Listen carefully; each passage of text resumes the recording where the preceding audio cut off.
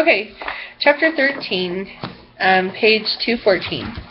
Almost exactly 5.5 years earlier, on March 1st, 1872, President Grant had signed the Yellowstone Act.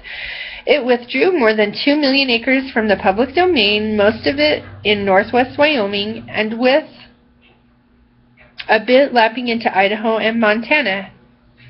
As the rest of the West was being sold, homesteaded, or devoted to some other development purpose, this corner was to be saved as, quote, a pleasuring ground for the benefit and enjoyment of the people. I like that. Yellowstone was the world's first national park. It was a volcanic plateau on average between 7,000 and 8,000 feet above sea level. Its name came from the river that rose there and flowed north and then east across Montana to join the Missouri River at the North Dakota border. The river was named for the colored rocks farther down its course. The river flowed from a huge glove-shaped lake, and as it sped down toward the plains, it had cut canyons so deep the water's roar was hardly a whisper at the rim. Along the way, the river shot out over 2 great waterfalls, one higher than a modern football field is long. Other magnificent sights awaited in what its promoters called, quote, Wonderland, after the fantastic world that Lewis Carroll's Alice found only a few steps away from the ordinary.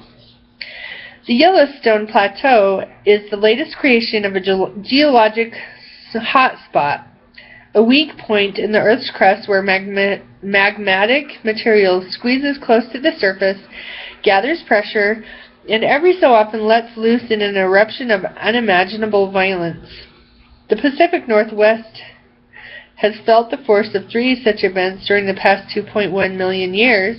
Each time, billions of tons of the under-earth was blasted into the stratosphere and cascaded into the surrounding region as pumice in clouds of superheated shards of glass. Spewed ash from the eruptions fell as deposits as far away as California and Louisiana. Each blast left roughly a circular depression called caldera. Meanwhile, the floating tectonic plate that is North America was moving southwestward over the hotspot, which left the geological remains of these periodic eruptions trailing behind it, appearing to run northeastward. Earlier cataclysms created the Snake River Plain, which the Nez Perces and the Army traversed. During their siege, Norwood's built rifle pits out of pieces of remnant lava. The most recent cataclysm formed the Yellowstone caldera, 35 by 50 miles at the heart of the plateau. That was 640,000 years ago, but the basic processes are still at work. Molten material seethes just below the surface. As rainfall and runoff seep downward, they return to the surface as burbling mud pots, vented steam, more than 5,000 hot springs, and more than 200 geysers, including the largest anywhere. Yellowstone Park, America's Wonderland, is a hissing bomb with more hydrothermal activity than the rest of the world combined. While its weather can be spectacularly beautiful, Yellowstone's altitude, topology, and distance from moderating seacoasts can make it at best inhospitable and at worst unlivable. Some years it freezes every night. Winter lasts from mid-October until April or May. Above 7,000 feet, there is snow on the ground about 250 days of the year. Storms sometimes whip the plateau with frigid winds approaching the force of hurricanes. Temperatures sometimes sink to 50 degrees below zero. Summers bring warm days and cool nights, but on the most pleasant days, the area might be struck by terrific thunderstorms. Nonetheless, people have been using Yellowstone for at least 10,000 years. Probably its weather-limited year-round habitation. Only small numbers of sheep-eater Shoshones were living on the edges of the high country when the first whites showed up. But its broad, lush grasslands made it a superb hunting ground. There were also outcrops of obsidian formed when lava had flowed into water and cooled quickly into a black glass that fractured smoothly into edges so thin that some eye surgeons today prefer obsidian to steel for their scalpels. As the raw stuff of points and blades Yellowstone obsidian must have been highly prized, for it was traded over a good part of the continent. In the 19th century, as the spread of horses lengthened the reach of Indian peoples, the ancient comings and goings quickened. Bannocks, Crows, Blackfeet, Shoshones, Nez Perces, and others came to the high country both to hunt and to pasture their horses on their way elsewhere. The fleeing bands of 1877 were moving along some of Yellowstone's many well-worn trails. The most heavily trafficked, the Bannock Trail through the northern part of the park, had been well-traveled for at least half a millennium.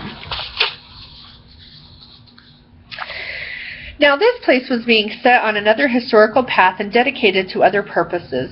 How that was happening tells a lot about the larger course of events in the West and America. Yellowstone National Park reflected three powerful forces creating and defining the West. The first was an aggressive effort to describe the West comprehensively and inventory what it held. After the Civil War, the national government sponsored 4 great surveys led by John Wesley Powell, Clarence King, Lieutenant George M. Wheeler, and Ferdinand Hayden that covered much of the western half of the map. These surveys dovetailed with other efforts the government at least partly supported, such as Powell's celebrated descents through the inner gorge of the Grand Canyon in 1869 and 1871. The most straightforward goal was to map the West more fully with both topographical mapping of the region's landforms and what might be called deep mapping, a geological survey of unprecedented scope and intensity, and the gathering of information on phenomena ranging from butterflies, snakes, and cacti to fossilized plants, Anasazi ruins in Mesa Verde, and the first comparative studies of native languages. Every scientific endeavor also considered how to put the West to use. Wheeler mapped the best routes for military movement. King probed the Comstock lode. Powell studied how to dam rivers for irrigation. Hayden was the most enthusiastic. His reports touted every positive possibility, including, disastrously, the theory that, quote, rain follows the plow, unquote, proposing that by planting trees and crops in the semi-arid West, settlers would increase its annual precipitation. In Hayden, the tireless scientist shared mind and body with the passionate promoter. Never has my faith in the grand future that awaits the entire West been so strong. His boosterish faith helped birth Yellowstone Park. Only in 1870 did an expedition by several prominent Montanans describe the plateau in some detail.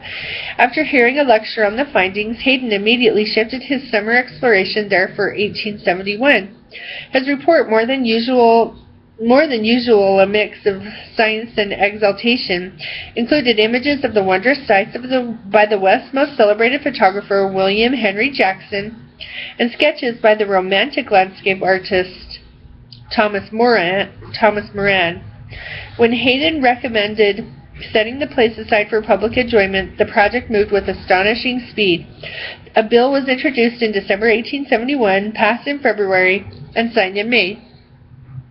When Hayden returned that summer for a second reconnaissance, it was to a national park. A second force creating the park were Western railroads. J. Cook's Northern Pacific Railroad was building westward out of Bismarck, North Dakota, up the Yellowstone River Valley. The private expedition into Yellowstone in 1870 that had piqued Hayden's interest had been hired by Cook as a strategy to make Montana as attractive as possible in order to better market construction bonds.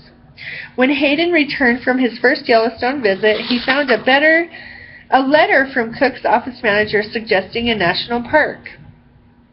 Hayden complied, using the man's language almost verbatim in his report, and in periodical articles he stressed that via the Northern Pacific, citizens on the Atlantic coast would be only 3 days away from the geysers and grizzlies of this American wonderland. It was one more instance of railroads and Washington partnering to tap Western resources, in this case by pioneering a new business, tourism. The government, I'm going to underline that, tourism. The government did its own boosting, military reconnoitering turned out reports that read like promotional copy. Yellowstone Canyon was, quote, the finest piece of scenery, unquote, on Earth, an officer wrote in 1875. With rail connections, the park would be thronged with visitors from all over the world.